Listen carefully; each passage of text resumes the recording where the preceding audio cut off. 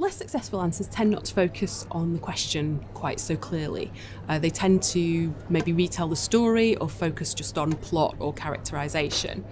To get into the higher levels, you need to cover a range of ideas and not just one. We're going to look at another example of a student's response to the 2018 exam now. This is from the Women and Society grouping, and it's a level 3 answer. It's answering the question on how writers make use of journeys, and it's looking at Wuthering Heights and A Thousand Splendid Suns. In the novels Wuthering Heights and A Thousand Splendid Suns, both Bronte and Hosseini portray the domestic lives of marginalised characters to tell a story, as the novels begin with the characters being ostracised by society and ends with the characters gaining value for themselves. Storytelling is used by both writers to encapture the sympathy of the audience when looking at the interior lives of victimised characters with no voice, reflecting how people lived if they were victimised in a Victorian or Afghan society. This student started to compare the two texts and manages to make a broad contextual point at the end of the introduction, but nowhere in this introductory paragraph do they actually address the key word of the question, how the writers use journeys. Now, implicitly, they refer to the psychological journey that characters make from being ostracised to valuing themselves, which is a fair point, but to reach a higher level, the argument needs to be clearer. What journeys are made in each novel, and what are the writers doing or showing by using these journeys? There isn't really enough here that directly answers the question. Let's look at some more of this student's response. Ostracised characters such as Heathcliff and Marianne are portrayed to not be loved, gaining them no value in society as both children are illegitimate and therefore have no opinions. When Heathcliff is introduced to the Earnshaw family, he is couched in diabolical and dark imagery. Bronte uses words such as devil, dark and black.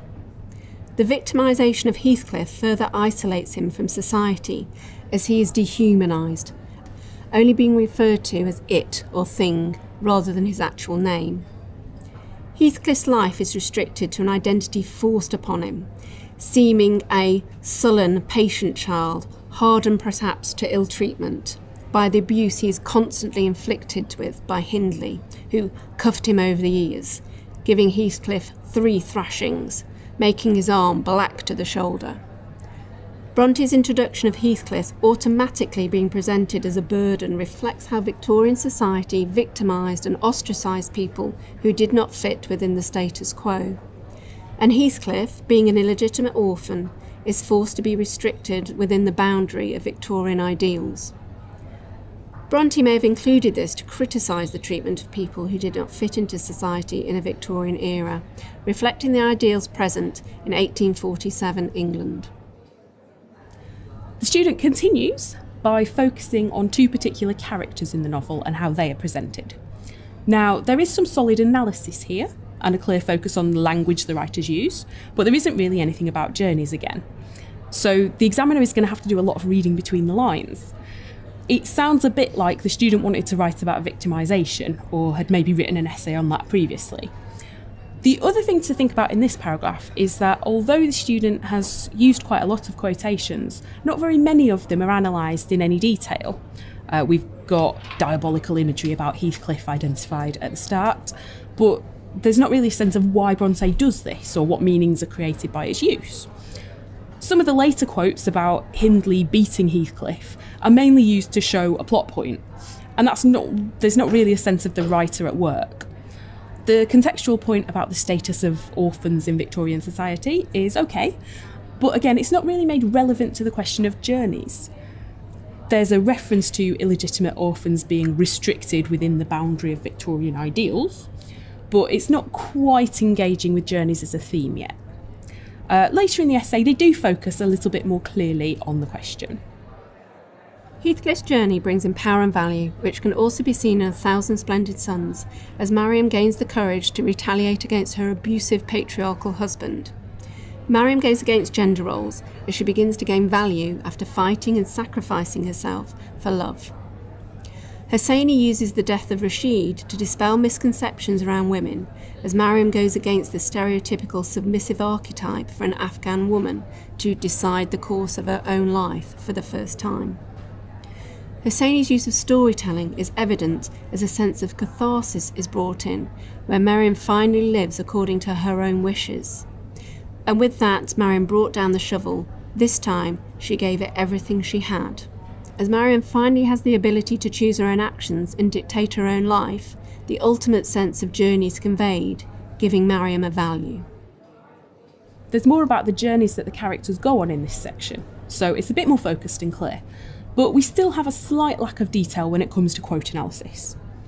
There is a better focus on the writer's craft, as the students identifying specific techniques that the author uses here, and they're making clear comparisons between the two texts in the first part of this extract.